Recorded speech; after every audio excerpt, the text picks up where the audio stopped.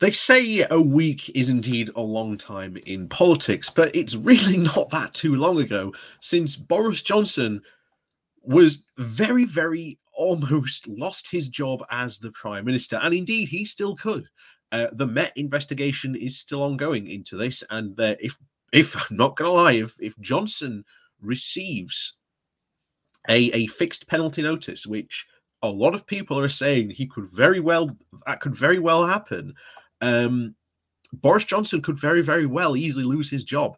We've seen also in the past couple of days as well attacks, not from the opposition of Labour, but from Conservatives attacking Rishi Sunak, but also Liz Truss. As I've said before, two of the front runners to replace Boris Johnson, they've been taking an absolute hammering over the past couple of weeks as well, not by opposition, but by their own party and by their own people who, well, might want to, run against them.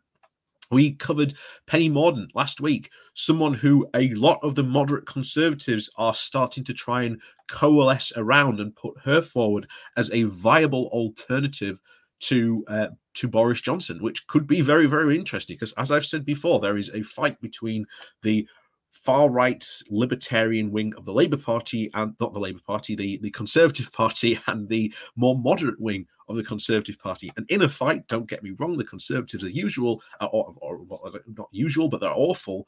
But I'd far more, shall we say, the moderate to be in, because they can do far less damage to the country than someone from the far-right libertarian crazy wing of their party that's currently in control.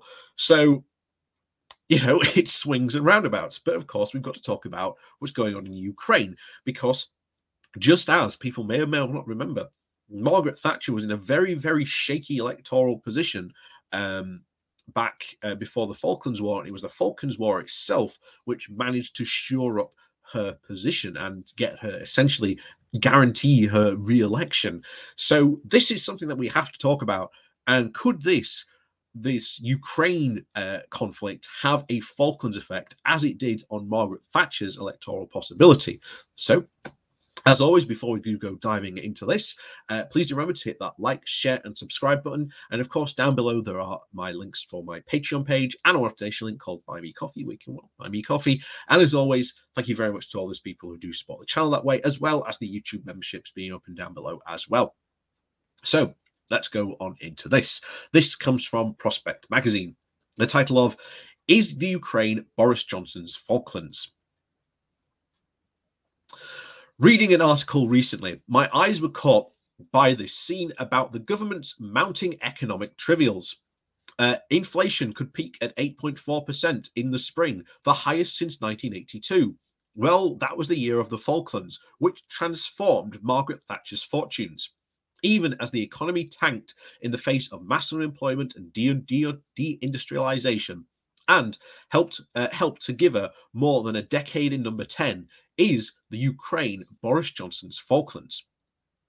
In the short term, the Battle of Kiev has totally eclipsed Partygate, and rightly so.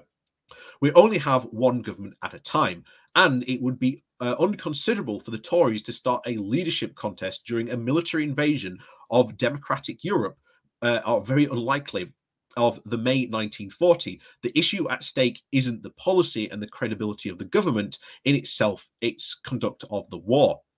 Yes, we ought to this week be sanctioning hundreds, not dozens, of Putin-friendly oligarchs. We should be admitting thousands, not hundreds, of Ukrainian refugees. We should move as fast as we can and close as much as possible to a complete suspension of purchase of Russian gas and oil.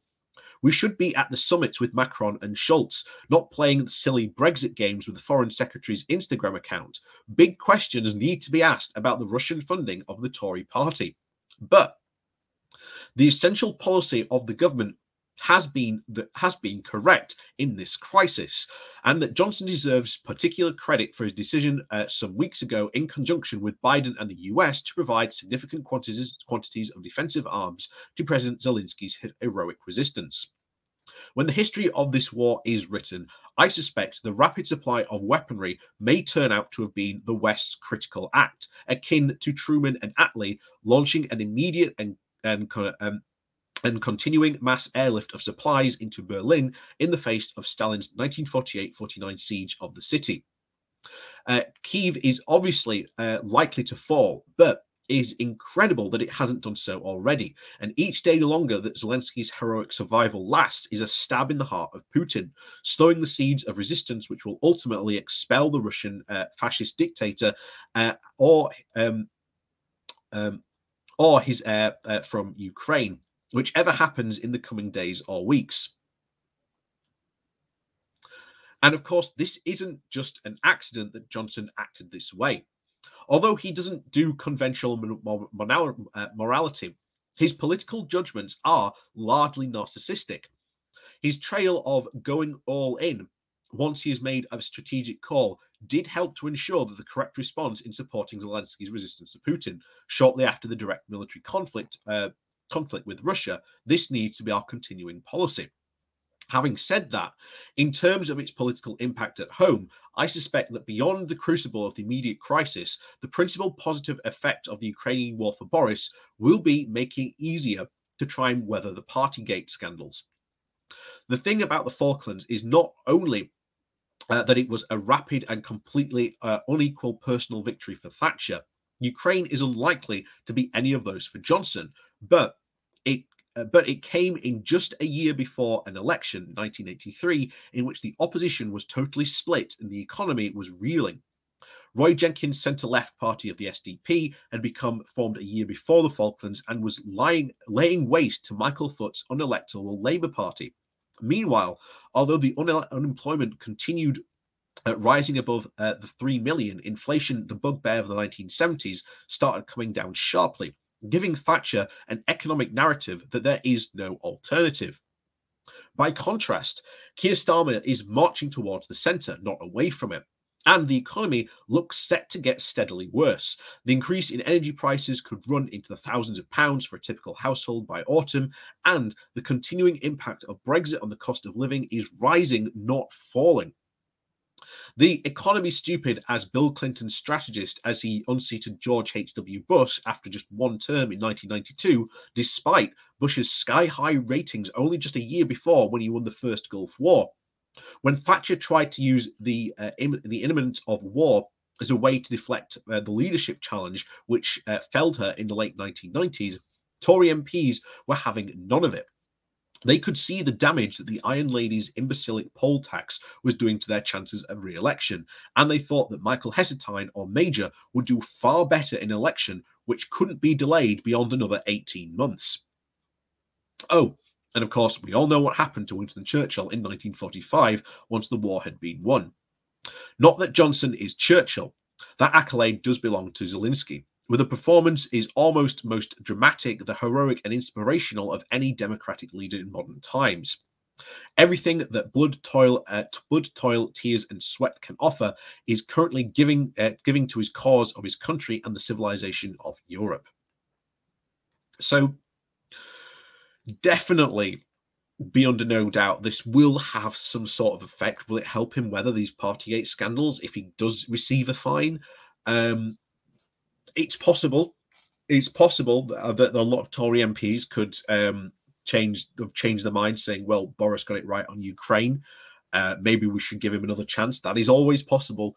But in politics, you never know what could happen.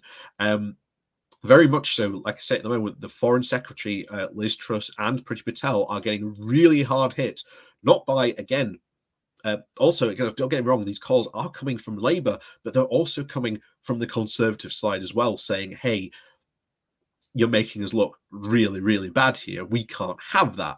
And remember, Liz Truss is certainly one of the people who just a few weeks ago, a month ago now, was one of the people tipped to replace Boris. And of course, we did talk about Priti Patel probably putting her hat in the ring as well. So if anything, if Boris does go and does get unseated, the field could be now well and truly completely open. And who really knows who could be leading the Tory party in the future? We do not know. So, as always, thank you very much for watching. Please do remember to hit that like, share, and subscribe button. And of course, down below, there are links to my Patreon page and a one-off donation link called Buy Me Coffee, where you can, well, buy me coffee. And as always, thank you very much for watching, and we'll see you all next.